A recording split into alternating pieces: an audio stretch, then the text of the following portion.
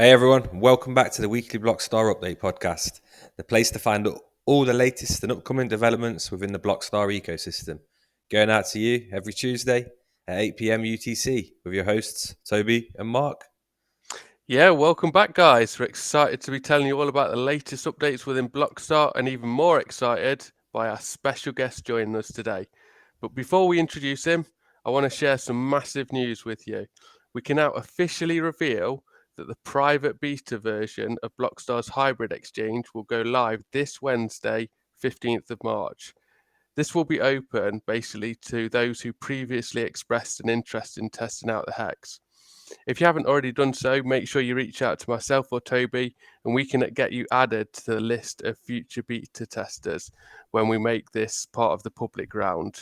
There's some special incentives for those who help out during this phase, so don't delay in being part of the start of Blockstar's future. In terms of when the Hex will go fully live, it's difficult to say at this stage, obviously, as the team need to fully test and fix any issues that arise along the way. Rest assured, we want to get the Hex out as soon as we can, but the team won't compromise on security or usability. We'll keep you updated, obviously, during the podcast updates, so you know how progress is going and when the Hex will be fully opened up for public use. This is a huge moment for Blockstar and one that will set us apart from the rest of the Sexes and Dexes currently out there. Get ready for some exciting times ahead for Blockstar. And speaking of exciting times ahead, our marketing strategy, which is in force as we speak, will be ramping up very soon. So without further ado, let's introduce you to JR, our head of marketing and branding, to take you through some of the hints about what we can expect from the upcoming marketing efforts. Yeah, welcome JR. Great to have you with us. Hey, what's up, fella? Yeah, I've been meaning to get you on for a while now, but we know you're a busy guy, hard to get hold of. Yeah, I'm told that more often than I'd like to admit, but it kind of goes with the territory. So yeah, all good. Glad to be here. Good stuff, man. So do you want to give the guys a little bit of background about you? Yeah, absolutely. So I come from the non-crypto industry. Funny enough, I've really been in DeFi since about 2017, 2018, and more as a consumer then. Prior to, I really didn't have a lot of experience with it. I've found myself in a career in the creative and branding, design, user experience side of the world. So my core background started when I started my first company in 2006. I decided very early on in life that I want to be my own boss one day, and that comes with a lot of good and a lot of headaches. But I started my first creative agency in 2006, building brands, doing graphic design, web design, even web development at that point, and ended up selling that in 2010.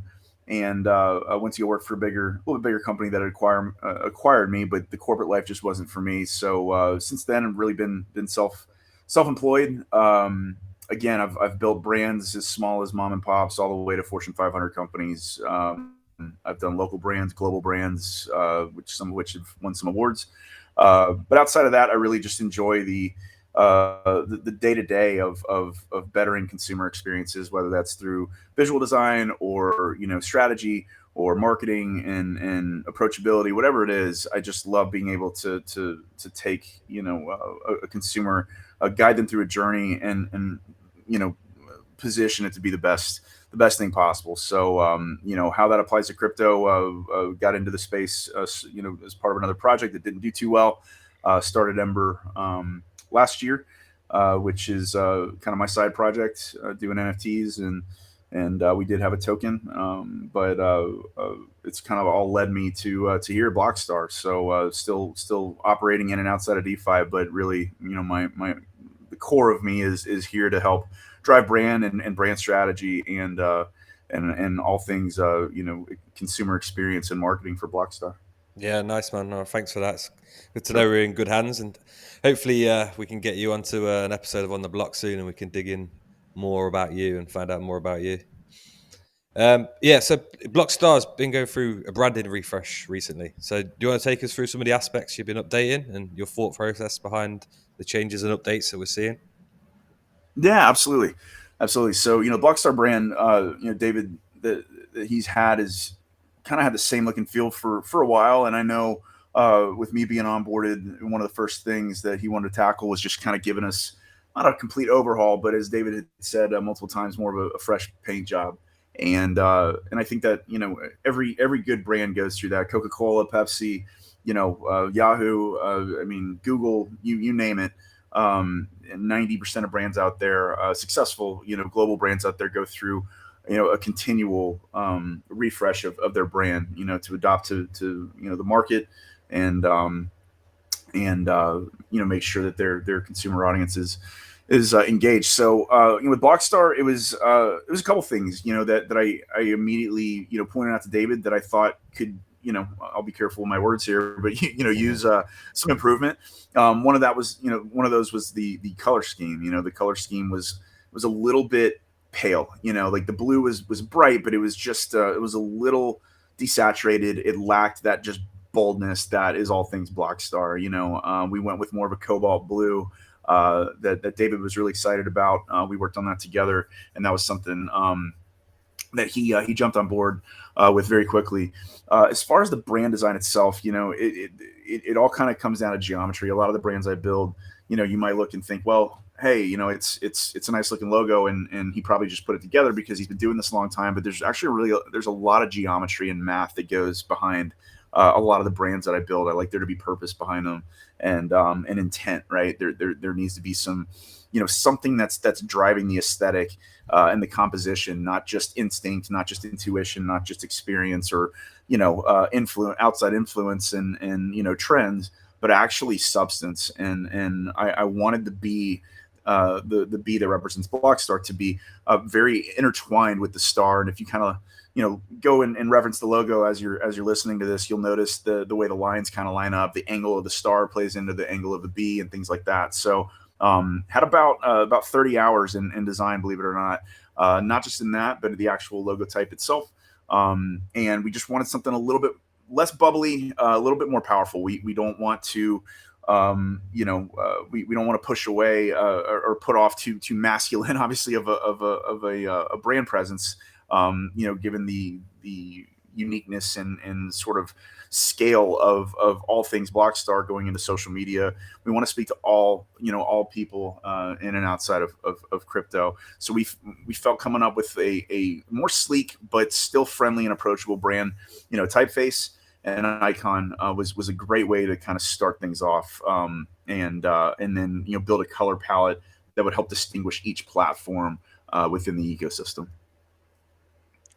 Yeah, it's nice. We can definitely see the brand refresh within each of the elements within the ecosystem. I think it's good to have you on board here, on the podcast to take us through elements like this, because it makes people appreciate, the level of work that goes into these things. And that's why we say you are so busy, and it was difficult to get you on here because there is so much time spent, creating these things. It's not just a case of going on Fiverr and getting some template logo. You actually spend a lot of time on each of these elements, don't you, to create something that looks really visually appealing, but not just that is engaging with the consumer. Absolutely.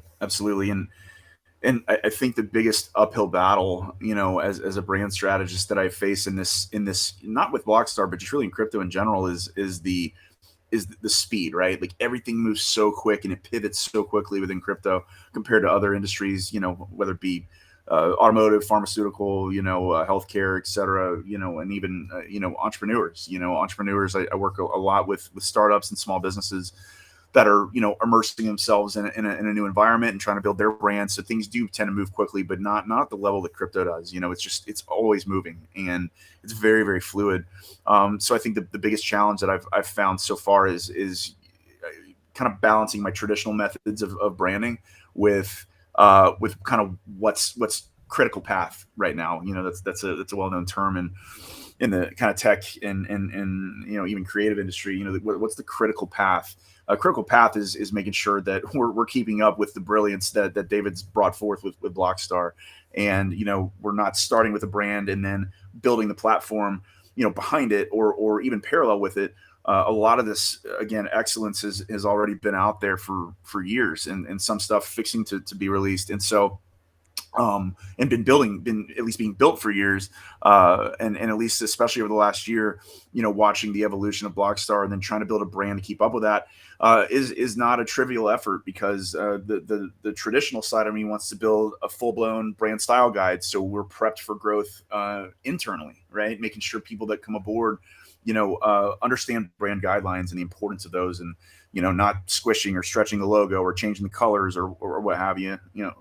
Especially in the fact that the Blockstar ecosystem is such a broad color palette, and each of those colors are contextual and representative of a platform or a utility within Blockstar.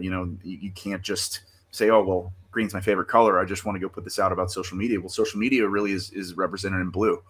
Green is crypto and altitude. So point being is there's a lot of rules that have to be put in place so that people, whether they're new or whether they're experienced, that come into the Blockstar team over time.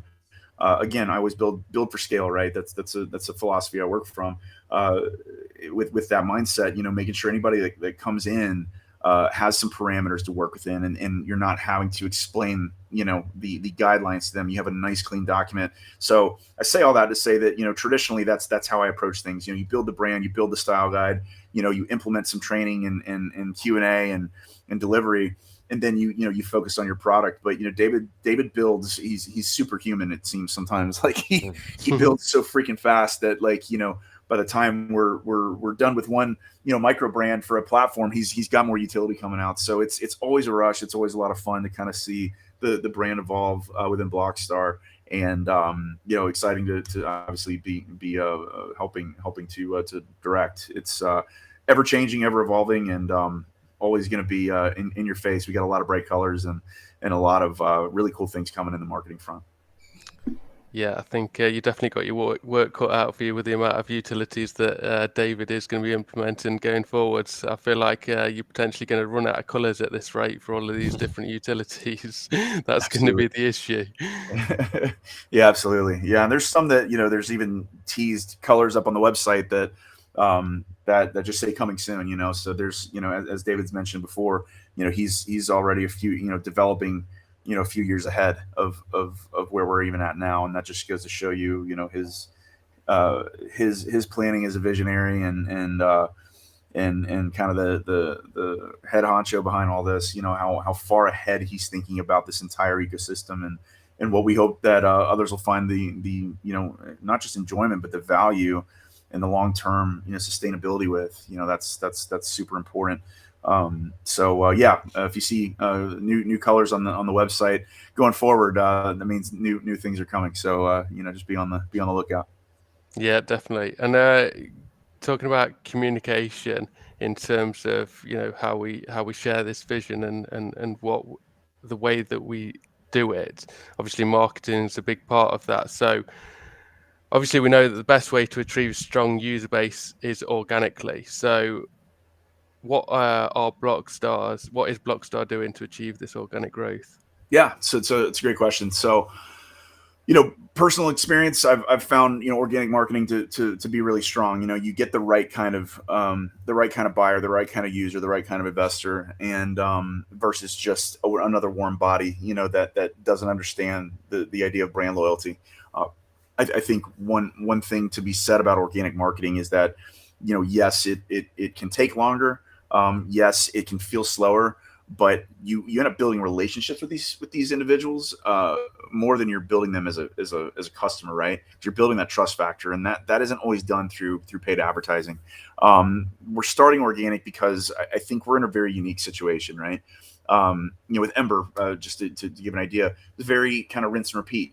We are launching a token. We had some unique elements to our project, whether it be the team or the utility or deliverable rather, from the agency or from the token. We had some unique elements that despite how unique they were still very in line with what people expected, right? So even organic marketing, you're gonna get growth, but you're dealing with an audience that's kind of used to seeing this.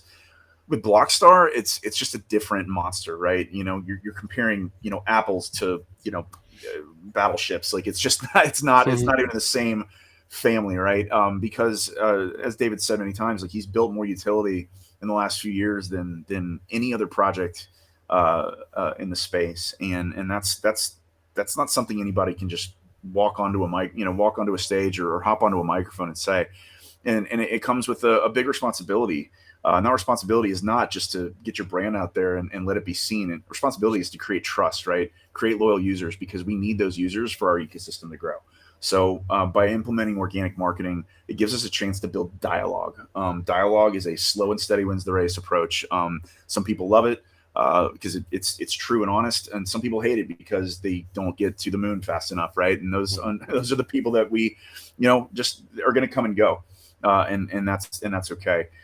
There is a paid strategy, which I'm sure we'll talk about here, moving forward. But in the meantime, we want to build dialogue. We want to be able to answer questions. Our goal is to put information out, enough information out to build intrigue, to pull people away from, sort of the Stockholm syndrome they're used to with traditional social media. And what I mean by that is everybody's kind of conditioned to what's available, right? Your data is not privatized. You're being spied on.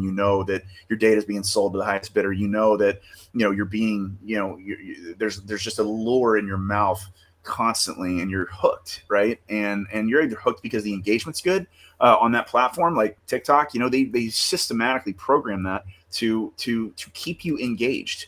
The brain, I won't get into much philosophy here, but the brain is not programmed to take on something super fun and crazy, and then something sad, and then something that's heartfelt, and then something serious, and then another thing that's in writing, and then another thing that's a cartoon, and then you have so much variety that the brain is not like meant to like digest that. So it takes longer. I've done a lot of research on this. It actually takes longer for people to find I don't want to say enjoyment, but kind of find their connection with that platform, which is why they're on it so much, because there's so much variety to download, and it's swipe by swipe by swipe. It's not just following a consistent user experience like you see on Facebook, or like you might see on Instagram. You may see a video, but you're right back to a photo. And yeah, you're going to get a feed, but you're also getting it broken up with text and such. So there's a lot of psychology that goes into this. I'll get back to the subject. There really is a lot of psychology behind social media, and I have no psychology minor or major from education. I just I tend to implement pragmatic and sort of common sense principles when it comes to marketing. And one of those is just, again, building trust and creating dialogue. If these early stages, guys, if we can get the potential users to look at us as an alternate, right? Look at us as the standard in the future, or a potential standard in the future. We have to be able to understand what their needs are. Are we meeting their needs? Are there needs that we hope to meet, but we aren't meeting them yet? Then we need to get that feedback and that dialogue, right? Both good and bad. That's what builds the best experience. David hasn't put all this work in, and our team hasn't put all this work in to just do what we feel is best, right? We have to listen to our audience, and that's not done by just throwing an ad out there and hoping they click on it. That's done through immersive consumer engagement throughout social media, putting out questions and looking to get those responses from people. It's going to take time, but building that organic structure is super important. And right now we're kind of dividing that up on a per platform basis, sort of sprinkling out all the different elements that kind of make up the giant mixing bowl of Blockstar, right? You've got our social media, you've got TV, you've got digital, you've got Altitude / crypto. Those are the core elements right now that we want to, one, educate people on, but two, again, create that dialogue and hopefully be able to bring them in, get their feedback, and keep pivoting and keep growing Blockstar. I think that's what David should expect us to be doing as creatives and as marketers, under the umbrella, but also as a philosophy, as a business, making sure that we're solving problems out there that other platforms are creating, or we're filling gaps that they're leaving for the user. And that's where I think, the combined efforts of this team, position us very, very well to do that. And it all starts with very, very simple, honest dialogue. Yeah, it's I agree. It's definitely important to get that organic growth, but not only just for the organic growth and getting a good user base, but also for the feedback before you go into the next stage of marketing. So on that note, then, obviously outside of the organic reach, Is there anything you can share about the paid marketing strategy that Blockstar has? So there's really two sides of it. There's going to be a B2B side as we go and seek advertisers to advertise within the ecosystem, right? Advertise on the social media platform, advertise on TV, etc. We want to be able to run those ads and give those advertisers great real estate. So that's like a whole nother side, that I'm actually not super involved in. That's something David really heads up, and he's got a really awesome vision ahead for that.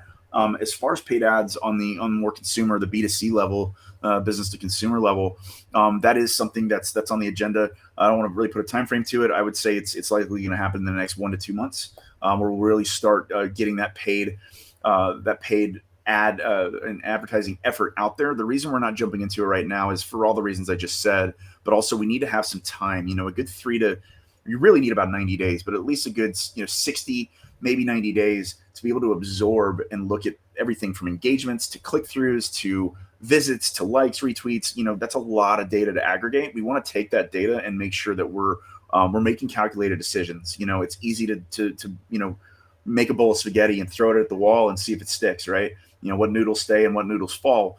That gets expensive, and it's just not wise to throw stuff out without metrics and data supporting it. We need to look beyond even what the social media platforms are giving us. We need to look at it from a socioeconomic perspective. What countries are limiting things like social media? What countries are limiting things like crypto? What countries are like El Salvador that are implementing crypto in a much different way than others, right? All of those elements go into a paid strategy because we're either out to fill a gap, we're out to make something, offer something better, or we're out to solve a problem. And either way, if we can do one or all of those things, we're attracting the right audience. And the goal with paid ads is to put enough teasers out there where people can take the leap, click on that ad, watch that video, whatever it is, and jump and immerse themselves into the platform. And if they stay and they explore, I think they'll find benefit in all the things Blockstar brings to the table. And if for some reason they were not to, right, then we need to make sure that we're doing everything we can to retain that prospect. What is it that you like? What is it that you don't like? Needs improvement, whatever it is. We are in a still very, very early stages of crypto as a whole, but even as Blockstar as an ecosystem, and it's going to continually evolve to make an optimal user experience.